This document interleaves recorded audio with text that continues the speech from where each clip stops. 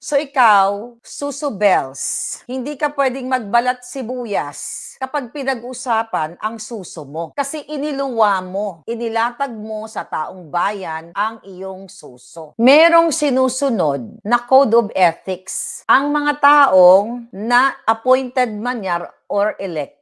Ipresenta mo yung sarili mo bilang isang karespe-respeto at profesional dahil hawak nyo ang budget ng Pilipinas. Kaya nga sa Department of Budget ka undersecretary ka at ang amo mo ay nasasangkot at pinangalanan ni Zaldico na kumamal ng bilyon-bilyong piso nag-connive sa kay Bangag. Di ba? So wag kang balat sibuyas. Mga kababayan, meron silang dapat sinusunod na panuntunan. Dapat nga kayo pinapailan ng case dyan. Kaso lang, hindi ko lang magawa dyan dahil hawak nyo ang gobyerno.